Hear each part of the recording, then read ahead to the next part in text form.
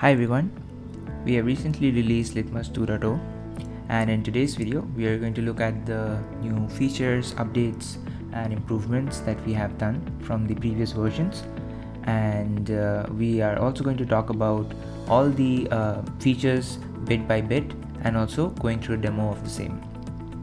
So let's get started. First things first, let's actually take a look at how you can install Litmus 2.0 in your clusters. Now let's take a look at this diagram here. So you have Litmus 2.0 as the product that you want to install. There are two scopes of installation. One is namespace scope, another is the cluster scope. So let's say you have a shared cluster where you have access to one namespace. You can install Litmus in that particular namespace. But let's say you have access to an entire cluster, then you can install Litmus in a cluster-wide scope where you can use all the namespace available to that particular cluster. Now you can either install Litmus through these two tools. You can either do it via Helm or kubectl.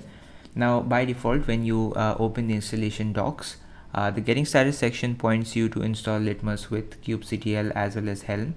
So this is the section that gets pointed out as a beginning section when you jump into getting started, but there's also an advanced installation section which we'll also look at, which actually points you to both the cluster scope as well as the namespace scope. So based on that, you can choose whichever scope you want and whichever tools you want to use. Keep that in mind that if you use kubectl to install the cluster scoped manifest, then the Litmus namespace will be created for you in your cluster. So if you do not have any problems with a namespace getting created through the manifest, then you can follow this approach of using kubectl. But if you want to have that control of choosing the namespace you want to create or install the product on, then it's better to use Helm in this case, because Helm would allow you to specify the namespace that you want to install the Litmus 2.0 on. Now let's take a look at the actual documentation of this. So all the docs of Litmus 2.0 can be found on docs.litmuschaos.io, and all the links would also be provided in the description section below. Now if we get to getting started installation, this is the first timers installation guide, where you just have to scroll through and it'll help you install Litmus either through Helm or through kubectl, and this would be the cluster wide installation. So if you choose Helm, basically you have to add the Helm repository. This is a one-time step, and I already have it installed. So you would need Helm as a prerequisite, and also for the kubectl you would need kubectl as a prerequisite. But once you choose which method you want to go for, kubectl does not really have a precursor for any steps. With Helm you would actually have to add this repo first so that you can use the charts present in this repo. That is the only one-time step that you need to do for Helm install. Now in the Helm install, you can see that you have the option to choose which namespace you want to install Litmus on. So this is a go-to solution if you want to have control over the namespace in the cluster where you want Litmus installed. Else you can just simply use the kubectl apply manifest command, and this will install the 2.0 product on your cluster. Now if you're looking for an advanced installation, then you can visit the user guides, and you'll find an advanced installation section where you can customize the type of installation that you want to do. So you can if you're looking for a setup with or without ingress, then you can follow these steps, and if you're looking for a namespace scope installation, then you can follow these steps. And also for the chaos agent, it'll point you to using LitmusCTL if you want to connect an external agent. So these all are features that we are also going to cover further in the video, but just a head start. So once you apply the 2.0 manifest, you would get these three resources basically created in your cluster in the particular namespace where you have installed Litmus. Now once you access or open the chaos center, then multiple other resources that are dependent would also be created in this same namespace for you. And I'm also going to show you how you can access the chaos center after installing Litmus on your cluster. So now that we have Litmus installed, we can just expand on the services that are created, and we'll see that we have Litmus portal front-end service, and this would be pointing to this 31047 port. This is for me. For you it will be different. So you just need to use this port and your node IP, or you can use if you have patched it to a load balancer, you can use a load balancer IP and then this port at the front. So that's about it to just access the portal, and that's as simple as it gets. So I'll be using my node IP and the port that it's pointing to access the Chaos Center. Now that I have done so, you can see that my node IP colon the port actually gives me a login page for the Chaos Center. Now if I go ahead and log in using the default credentials, which are admin and Litmus, I would be greeted with an onboarding step, which would actually ask me to change my password. If I want to, I can also skip this step. So I would want to skip this step. Let me just show you one thing before I do so, that I have just these 3 dependencies as of now. Once I go through the installation, it would create all the sub-dependent resources that are needed for the Chaos Center to work properly. Now if I come back to the list of microservices I had, I would see a lot of new microservices pop up: the exporter, operator, event tracker, subscriber, and the workflow controller. So we can verify that these resources are successfully created in order to see or reconcile that whatever we have done, the installation is completed, and we have successfully actually created all our necessary components for the Chaos Center to work properly. Now let's take a look at the different features that Litmus 2.0 brings into the play. So as you can see in the comparison chart, we have Litmus 1.x in the left and 2.0 in the right, and a lot of new features have been added as a part of the 2.0 release. Now previously we didn't had creation of chaos workflows. Currently we do support that, so you can create multiple chaos workflows as well as you can jam down multiple chaos experiments into a single workflow, and you can create workflows that suit your individual use cases. We have introduced the Chaos Center, which is a central management center for all your workflow related activities, and we'll be talking about that soon. We have added the concept of resilience calculation. So based on each workflows, we'll get certain resilience score based on the parameters that we create. Also, we have added user management and teaming. So we have added this concept of multi-tenancy in your clusters, so you can create teams and you can allow them role-based access. We also have added monitoring and observability, and also workflow management flows with Gitops, and then addition of custom image registry, etc. To talk about the core components that Litmus 2.0 introduced, it will be Chaos Center and Chaos Agent. Now the Chaos Center is basically a single source of truth for all the different chaos activities happening around Litmus. So you can manage teams and users within the Chaos Center. You can add observability, data source, and everything within the Chaos Center. You can also construct, schedule, create cron workflows, normal singular workflows, all from the Chaos Center. So the Chaos Center is basically a single source of truth for all activities that are happening around Litmus. As for chaos agents, they are nothing but the target clusters where you would want to induce the chaos on. So by default, when you install Litmus, the cluster that you have installed Litmus on is chosen as a target cluster, which means you would always have at least one chaos agent, which is known as the self agent in Litmus terms, connected to your Chaos Center. So by default, when you launch the Chaos Center, you would see a self agent already sitting there, and that would be by default selected as a target agent. With that, what it implies is, let's say you want to induce any sort of chaos, then you would have to induce chaos on the cluster that you have installed the Chaos Center on, because your chaos agent is currently sitting on that cluster. If you want to induce chaos on an application that is on a different cluster, then you would need the chaos agent to be sitting there on the different cluster too.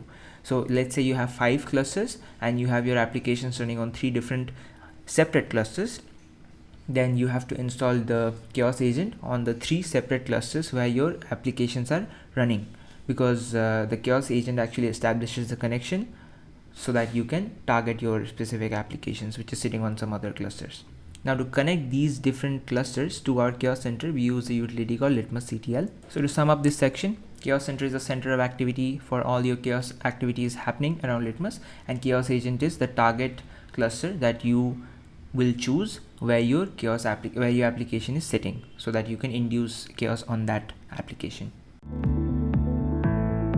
Now, what exactly were the new features that were introduced as a part of Chaos Center? So you can create new workflows, and by that I mean you can construct workflows with a lot of automation. You do not have to write your YAMLs from scratch. You just have to use the UI, and the UI would create or automate the entire chaos workflow for you. It will aid in your complex chaos scenario creation. Also, you have multiple ways of creating a workflow. You can create a workflow from templates. You can create a workflow using Chaos Hub, or you can also upload pre-created YAMLs if you have them. With Chaos Center, you have control over experiment editing. By that I mean you can edit the experiments to either be in parallel or either be in sequential order or a mix of both. Also, as you move forward in the creation or construction of the workflows, we have the option of letting you choose whether you want to make it a singular workflow or a cron workflow based on a certain radio button that you have to select. And also we give the option to have control over your experiment's priority by adding a weight to your individual experiment. So if you have multiple experiments and you need them in your use cases, but some of them are not that important to you, then you can lower the weight of the particular experiments which are not that prior to you, and you can keep the weights as the highest to those which are more prior. The reason being, let's say your workflow fails, then your resilience score won't be affected much because of the priorities that you have chosen as a part of this step. Now let's actually take a look at how all of this is happening. So this right here is our Chaos Center. As you can see, I have one agent, which is the self agent that I already mentioned, and in this case it is my cluster that I have installed Litmus on. That is automatically picked up as a self agent. So if I visit the Chaos agent section, you'll be seeing a self agent which is in a cluster scoped mode, and it is currently active. So when you install the Chaos Center and you open this Chaos Agents tab right up, you would see this is pending because of all the activities happening around here. Some of them would be in a create container state, so it'll take some time for it to reflect back here. So maybe less than a minute or so you have to wait, and then this self agent will be activated. Coming back to the dashboard, now you have a lot of options which you can use to schedule your first chaos scenarios. Now you can either choose this schedule a workflow, or you can also go to Litmus workflows and schedule a workflow from here. So these are the two options that you can use or leverage to start your workflow construction. Let me just click on this and I would be directed to this page or this stepper. It will give me the option to choose which target cluster that I want to target. It will give me the option to choose which target cluster I want to select. In this case, I just have one cluster sitting as my chaos agents, so I would choose the self agent, which would actually mean my application is also there on the self agent. If I click on next, here are the different options that we get as a part of this creation. So we can import a workflow from a predefined YAML if we have one. We can create custom workflows from scratch using Chaos Hub. We can clone an existing workflow and also use that as a template. And we can also create workflows from the default templates that we provide. So when you choose these default templates, the application, as in this case Bank of Anthos, Potato Head, or Sock Shop, would be created for you in the clusters, and then the chaos would happen on top of that, and it will gracefully delete all the chaos resources that were created as a part of the chaos. But for the other steps, that is not true, because these would mean that you would already need an application sitting on your cluster to target that application. Now let me just select Potato Head as the default application that I want to do chaos on, and this would also mean that this would be installed and chaos would be happening on top of this. So let's just go with it. Now let's click on next. We'll be seeing a workflow setting page. You can change the name, description, and those things as a part of this screen, and you can also enable or disable image registry changes if you want to. If you have custom images, then you can disable this, but if you are good to go with the normal images that we provide, then this would already be pre-selected for you. Now once I click on next, I'll be greeted with a visualization of the different steps or chaos experiments that are present in my workflow, and you can see that there's only one experiment currently, but there's a lot of node. So what exactly are they? In the top you can see there's an install application step. So this is a step that installs the chaos application, which is Potato Head in this case. Install the chaos experiment actually install this experiment. It doesn't trigger it, but it installs the application. Now pod delete is the same experiment as this one, Potato main pod delete chaos, and these two are the deletion steps. So one would revert the chaos and gracefully clean all the resources.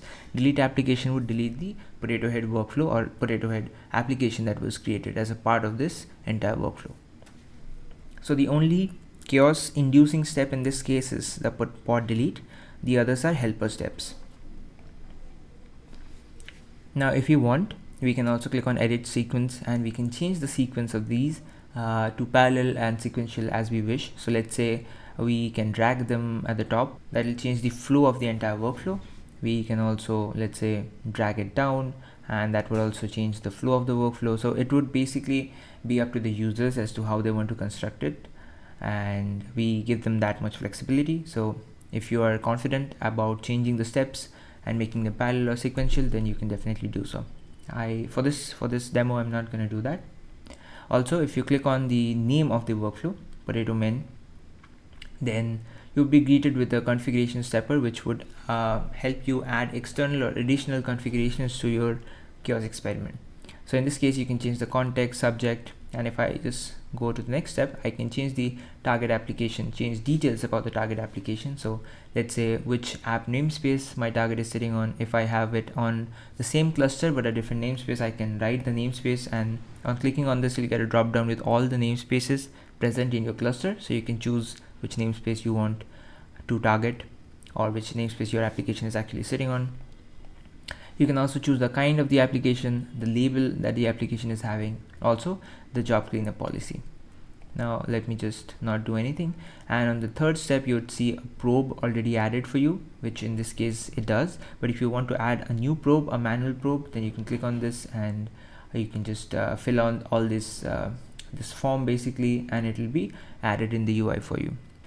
There's also a link in the description which gives you access to docs about the probes in case you want to learn more about the 4 kinds of probes we have. And in the last step, this is the environment variables that are there as a part of the chaos engine. So you can tune these environment variables here, and that would also be reflected on the YAML. But if you like to do things on the YAML side, you can click on edit YAML, and then you'll have the entire YAML just here, and you can edit the same here. And once you are done with all the changes that you want to make, you can just click on save changes, and you can click on next. That would actually save all the changes you have made to the YAML. Now this is the weight addition or priority addition step that I mentioned. In this step, you can choose the priority that you are giving to this workflow. So if it's very low and the application fails, it won't affect your resilience code that much, considering you have a lot of chaos experiments in a singular workflow. So that is how that works. We'll also reference a card in the video itself where you can learn more about all these different features, the resilience, weightage calculation, the probes and things, all the different features as well as we move along in the video. In this section, you can actually choose whether we want to run a singular workflow or a cron workflow. So if you click on recurring schedule, you can choose the type of the schedule that we want. So we can run it every day at a certain time, or every month on a specific day at a certain time. So we have options to switch based on the different types of cron that we get. But for now, I'll just switch to schedule now and make it a singular workflow. So if I click on next, we'll be greeted with this verification or a summary page of whatever changes we have made till now. You can also view the YAML to verify.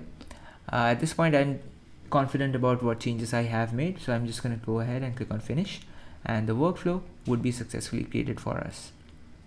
And on this, you can click on the workflow and you'll see a visualization of exactly what is happening, and the same would be reflected on the cluster that is connected to your chaos center. So you can see potato head workflow has started creating. So that is how you create or construct a workflow and induce chaos in the particular application.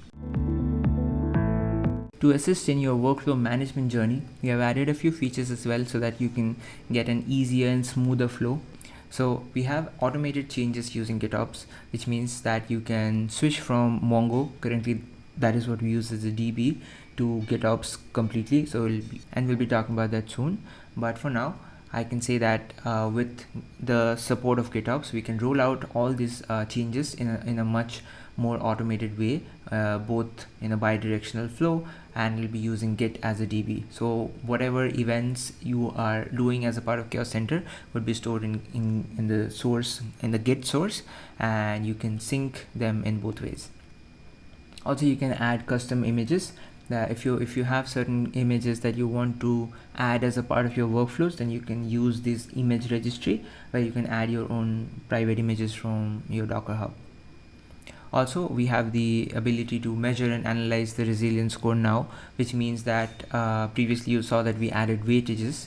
Based on the weightages, we would also be measuring the resilience score of each workflows that you perform, and based on the resilience score you can actually figure out which part is lagging, which experiment is failing, and also via the logs you can also check why exactly is that failing. Now moving on to more about Gitops. With Gitops, what we can do is it integrates with Git based source control management, so it's not just related to or fixed to GitHub, it can be any Git based source. And with the GitOps support, we are synchronizing all the changes bidirectionally between the source and the chaos center. So if you do any changes in the Git source, it will be automatically re-triggered, and that workflow will be again re-executed as a part of the change that you made, and vice versa. We track these events and trigger chaos via this microservice called event tracker, and it actually launches all the experiments that are subscribed to the chaos workflow. So let's take a look at how you can actually integrate Gitops in the chaos center currently, which is connected to Mongo. To start with your Gitops journey, you need to first go to the settings tab in the chaos center, and in the tabs present inside of the settings you would find an option called Gitops. Now as you can see, it's currently set to locally in Litmus, which is basically Mongo. You would need to change this to a Git repository, and you would need to have your Git repository prior to this as well. And you just add the Git URL and the branch where you want to sync all the changes, all the events that are happening currently. And you can either use your Git access token, or you can just click on the SSH, which will create an SSH token for you.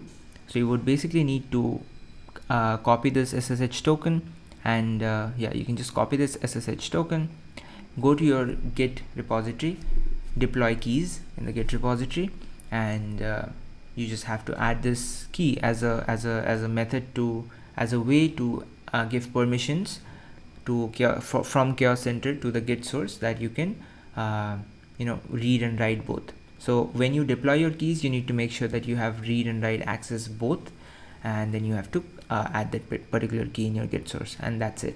With that connected, each workflow you run would be saved in your Git source, and any changes in your Git source would re-trigger it automatically. I'll also link a video as well which talks specifically about Gitops, so you can see the flow of actually how things work with Gitops. That'll help you understand more. Coming to custom image registry additions, there's also one tab right next to Gitops, which is image registry. You can see the default value is Docker IO and the LitmusChaos registry, but if you have your own custom values, you can click on this tab and you can add your custom registry server, the custom image registry, and what type is it. Is it public or private? If it's private, then you can also provide additional details. There's a tooltip which actually also mentions what kind of details you want to add as an additional details when you add your own custom values. So what are the multi-tenancy features that we have brought in? Number one is we support both kind of setups, which is basically cluster scoped and namespace scope, which gives you a lot of scope for your different kind of chaos executions. So you can execute chaos sitting on the same namespace with your applications also sitting on the same namespace, or you can also have a cluster wide access and you can induce chaos sitting on one namespace in a shared cluster to another namespace on the same cluster, or you can also induce chaos sitting on one cluster and one namespace in one cluster and inducing chaos on a separate cluster on a separate namespace. So we have a lot of scoped support as a part of the new release. Also, we have authentication added, so that means each individual would have a secure login and secure authentication connected to them. User creation is also something that we have added as a part of this. So as an admin of the project that you are in, you can create multiple users that you want to be a part of that project. You would have to invite them, of course, but you can also create multiple users, and those users can join into the project as a project owner. You would have to create or invite them to your certain project, which brings me to the fourth point, which is creation of teams. So once you invite them and they accept your invitation, then they become part of your team. Now these invitations can be sent in different kind of roles. So you can give them editor access, you can give them viewer access. So when you invite them, you also invite them with a specific role in mind. So when they receive the invitation, they would receive the invitation as a certain role that you have invited them in. So let's take a look at how this actually happens. In the settings tab, if you visit this user management section, then you would see that I only have one user, which is the admin, and I can create new users. So if I create a new user, I can basically give the details. So let me create one user, which is me, and the username is my first name. Then I can choose the login details for the specific user too. So I would give the password as the same, Litmus, and I would basically create this user. So once I click on create, the user would be created for me, and I can see a new user was created. Now if I go to the team section, this is where you'd see that how many projects you are a part of, how many projects you own, how many projects you have been invited to, how many members are there in your projects, and how many members you have invited. So I can see I have no invitations, I have not invited anyone, I just have one member in my project, which is the admin. So let's change that. Let's invite a new member. So if I click on invite a new member, I would see all the users that are a part that I have created so that I can invite them. Currently I just have created one user, so this is me. I haven't logged into their account yet, but I want to invite this user to my project. And here is the roles that I can give them. So I can give them editor role or a viewer role. So for the time being, I'll like to give them the editor role. I want them to edit all the workflows that I create. I'll just select this user and I would send an invitation. So an invitation has been successfully sent, and I can see in the invited tabs, I can see one user has been invited by me with the role of editor, and the status is pending because I have not accepted it yet. Now let's just log out of my admin repository or admin project, and let's log in as a normal user, first time user. So since I'm a first time user, I would again be greeted with the onboarding or the password change option, but I can definitely skip that. So I'll just do that for now. Once I skip it, this is my secondary dashboard. This is my dashboard as a new user. So I do not have any agent currently because the only agent, which is this one that I'm running, is connected to the admin's project, and I am not a part of the admin's project yet because I haven't accepted any invitation. I can see that I have one project and one invitation, but I haven't accepted them.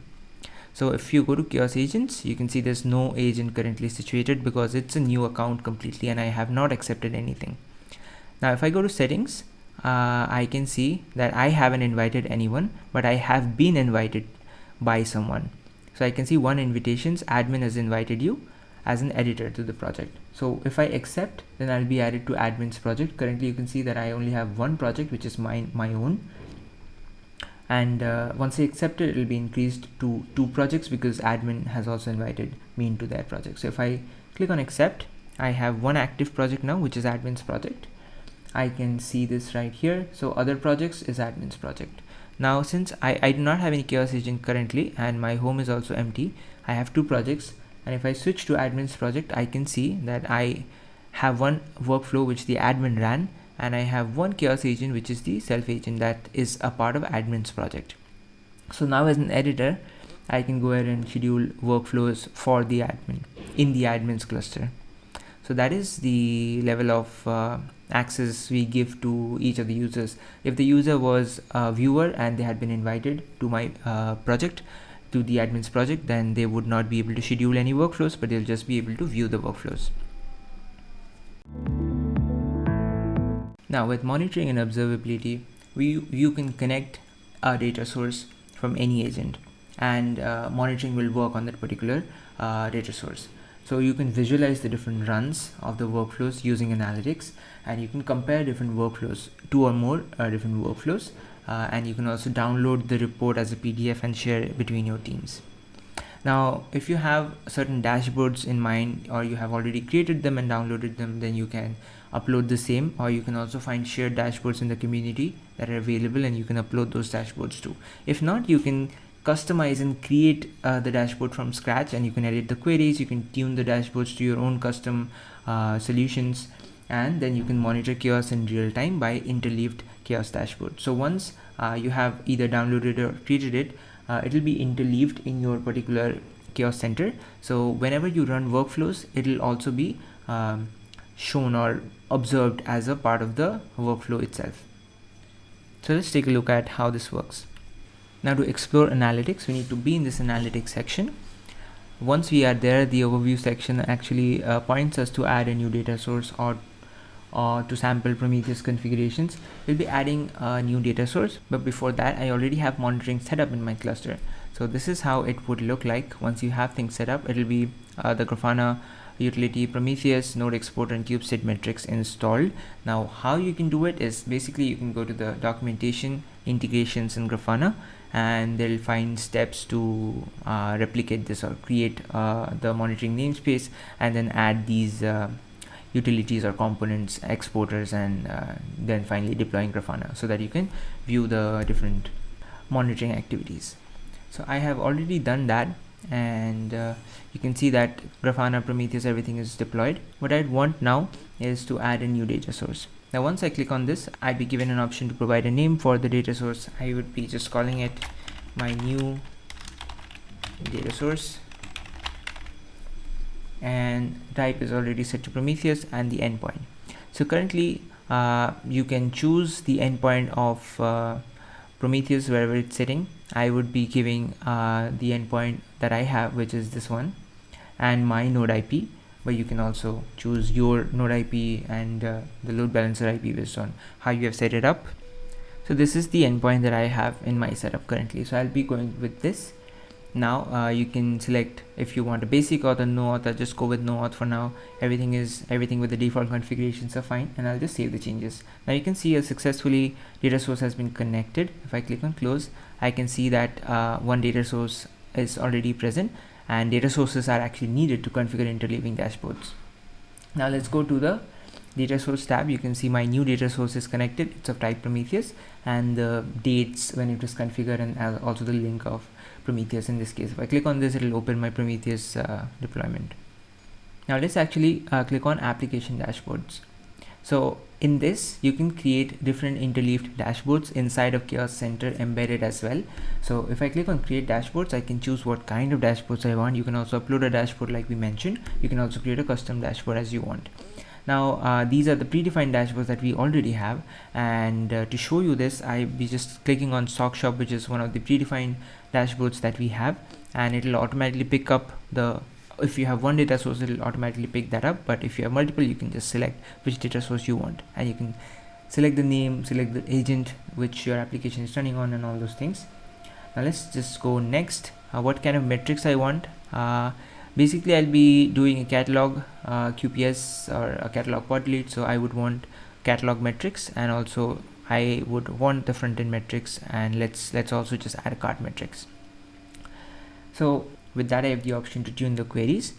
Now if I just scroll down, you can see the queries that are down here. You can tune them according to your preferences. You can add keys and value pairs. You can configure them as you wish. You can also add new queries based on your requirements. So I am happy with whatever is there right now. I would just click on save changes, and this data source, this dashboard would be added for me. Now if I were to run a sock shop workflow from the predefined workflow list, which is right here, if I were to run one of the sock shop workflows and customize it according to my requirements, then whatever metrics were taken up as a part of this workflow would be displayed in the application dashboard here.